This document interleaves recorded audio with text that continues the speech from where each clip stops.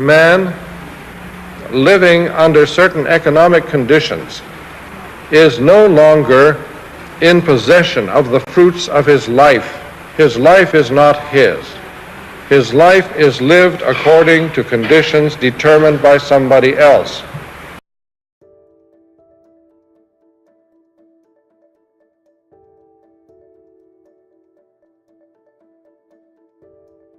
Thomas Merton was born in Paris, France in 1915 to his parents that had met in art school.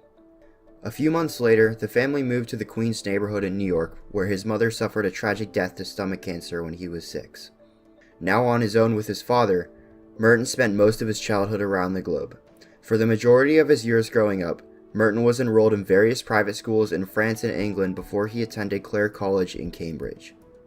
In 1934, he left Cambridge for New York and attended Columbia University. Despite leaving the school, one of the most pivotal events in Merton's life occurred during his time at Clare College. Clare College was where Merton converted to Roman Catholicism, an action that would set him on the path to become one of the most recognized names in comparative religion studies and social justice discussions today. After graduating from college, Merton began teaching English at St. Bonaventure's College. He ultimately decided to resign from a life of education, but he would continue to use his skills in literature as his life continued. In December of 1941, Merton left St. Bonaventure to join the Abbey of Gethsemane, a religious grounds for an order of Trappist monks known for being the most ascetic. Here was where Merton began to become a renowned author.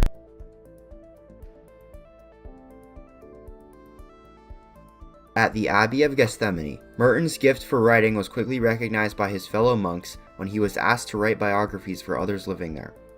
Once he became more comfortable with the skills, Merton wrote thousands of poems, books, and quotes, all of which offered guidance and advocated love and acceptance. His many writings began to give him international attention, and soon he was known by people around the globe. This was mainly due to his book, The Seven-Story Mountain, published in 1948. By 1984, the book had sold 3 million copies. It covered details of Merton's lonely and harsh upbringing and his recognition of his vocation to become a monk. The story itself is one of the many ways Merton changed the world. The Seven-Story Mountain provided spiritual guidance and assistance to those who felt lost as Merton had. Merton was also known for his studies of comparative religion. Many people at the time chose to see spirituality in one sense and refused to consider other religious points of view. Merton dedicated much of his time to studying Eastern monastic religion. When he visited with the Dalai Lama in 1968 to learn about Buddhism, the two were fast friends. The Dalai Lama himself spoke of how understanding Merton was of Buddhism despite being Catholic. When I thought or feel Christian, immediately his picture or his vision, I think one of the good human being, deep people who have some deep experience, not the type of, say, person who are cheating other people or looking down other people, not like that kind. Honest, is it truthful? He, as a Christian monk, you see, one of the Christian monks who know quite deeply about Buddhism. Practice. This is some of the idea, mainly to deal with meditation. If you apply a different religion, different philosophy in the right way, and all are same aim. That is a better human being, a good human being, good human community, happier human community. The insight given to Merton by the Dalai Lama ultimately led him to believe that the Eastern monastic religions had perfected the idea of monasticism, and that by learning from their religions and practices, we could in turn improve ourselves. I'm subject to correction on this particular point. This is just a personal idiosyncrasy of mine, perhaps, but that's my belief. And I believe that by openness to Buddhism, to Hinduism, and to these great Asian traditions, we stand a wonderful chance of learning more about the potentiality of our own traditions, because they have gone, from the natural point of view, so much deeper into this than we have.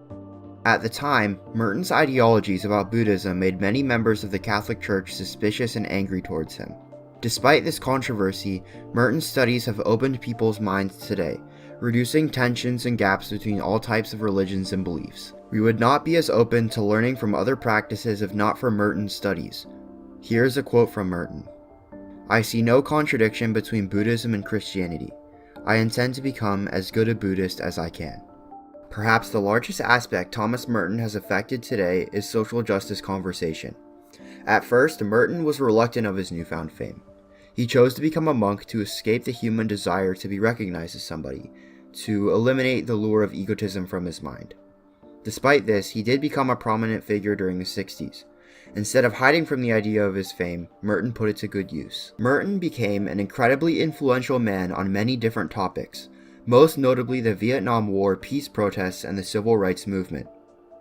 Merton had worked with many other figures in social justice, such as the Jesuit peace activist Daniel Berrigan, singer and activist Joan Baez, legendary Buddhist peace activist Thich Nhat Hanh, and had planned to work with Dr. Reverend Martin Luther King Jr. himself before his assassination. Merton's guidance ultimately helped to shape the outcomes of the civil rights and Vietnam War discussions, among others. Today, Merton still leaves us with his belief of unity and peace. We are already one, but we imagine that we are not. And what we have to recover is our original unity. What we have to be is what we are.